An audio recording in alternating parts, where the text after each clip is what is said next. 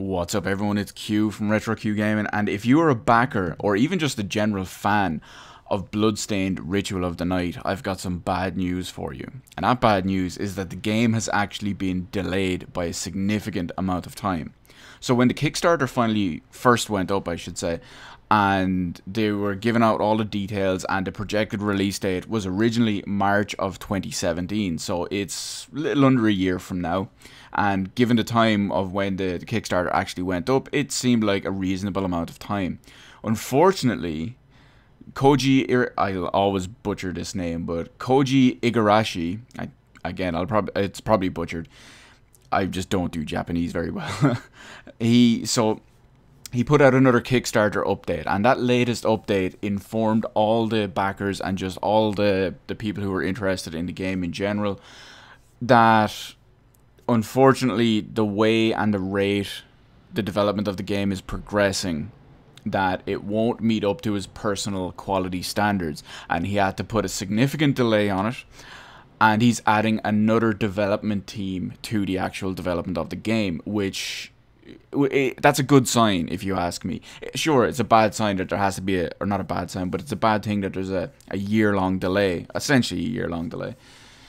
But yeah, we'll call it a year-long delay. But it's bad that there's a year-long delay. But the fact that he's doubling down with another development team on what was currently progressing, so clearly he has a design and a vision in place, and he actually wants to make it that. He does go on to say that it doesn't meet his personal quality standards, and that's why he's doing all of this. So with all that being added in, the date has moved from March of 2017 up until the tentative first half of 2018. Now that's a long time. That's a year and a half from now. That's a bit harsh, and obviously it could get delayed even more. Now, having said all that, okay, there's a couple of things I want to talk about for this. Is one, he obviously doesn't want it to be another Mighty Number 9 situation. So as much as it pains probably many people, delaying the game for another year will probably, hopefully, give out a more polished and better product at the end of the day. And that's something that's very important, especially when it comes to Kickstarter. We all know that Kickstarter has good and bad sides of it. Unfortunately, some things fall through, some things don't so much fall through, but release as purely shit. Mighty Number 9, looking at you. And there's obviously the massive great success stories, and we want Bloodstained Ritual of the Night to be a massive success story because it looks like a fantastic game. If you're a fan of any of the Castlevania games, which Koji is actually part of, or was part of I should say, this is why you're interested in this game. And just as a resounding, there's two more things I want to talk about. One of them would be as a resounding love letter, if you will, or a show of resounding support, that when this Kickstarter actually went up, Koji asked for $500,000. This game was funded with $5,545,991. So the amount of fan support for Bloodstained Ritual of the Night helped them raise over 11 times what they asked for. That's how much people want this game, and how much they're looking to actually support this and just get the actual game out there. Now, so there's one more thing I want to talk about, and this one is kind of the main thing I wanted to talk about. I didn't really just want to mention the delay, but it factors it in. So with the game actually releasing, or hopefully releasing at the first half of 2018. Obviously, the Nintendo NX will have been out for a year by then. Now, because of that, the Wii U is basically, unfortunately, dead as it is right now. There's very few games, with the exception of the new Zelda game, there's practically nothing coming out for the Wii U. Nothing of importance, anyway, between now and the start of 2017, let alone the first half of 2018. On the same front, the Vita is basically dead as it is. The Vita has little to no support. Sony, we all know how Sony are treating it, and the fact that there's so few supported titles, so few announced titles, and just so few upcoming anything regarding the Vita at all. Now, the reason why I bring that up is that the game originally asked for, or the Kickstarter originally asked for 500,000. It made 11 times that, over 11 times that, and two of the stretch goals, one of which was $3 million for a Wii U port, one of which was $3.5 million for a PlayStation Vita port.